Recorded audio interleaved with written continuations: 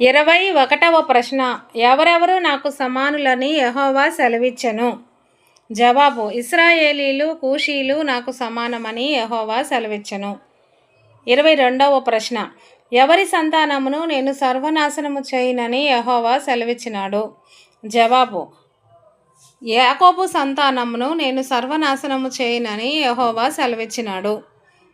23వ ప్రశ్న, జల్లెడలో వేసి జల్లింతునని ఎవరిని గురించి చెప్పెను? జవాబు, ఇశ్రాయేలీలను గురించి చెప్పెను. 24వ ప్రశ్న, పడిపోయిన గుడారము ఎవరిది? జవాబు, పడిపోయిన గుడారము దావీదుది. 25వ ప్రశ్న, వేసవి కాలము ఏ అధ్యాయంలో ఉన్నది? జవాబు, వేసవి కాలము 8వ అధ్యాయము 1వ వచనంలో ఉన్నది. 26, ఏ నది పొంగినట్లు అంతము పొంగుచున్నది?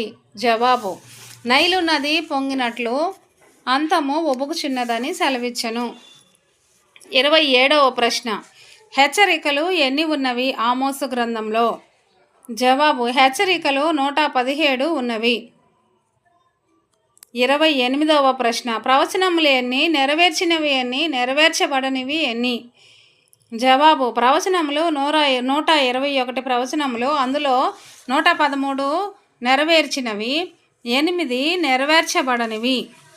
29వ ప్రశ్న, తెకోవా అనే స్థలము ఎక్కడ ఉన్నది? జవాబు, బెత్లెహేమునకు ఆంగ్లేయమున ఉన్నది. 30వ ప్రశ్న, తెకోవా అనే స్థలమునకు అర్థమును తెలపండి. జవాబు, తెకోవా అను స్థలమునకు అర్థము విడిది స్థలము అని అర్థము.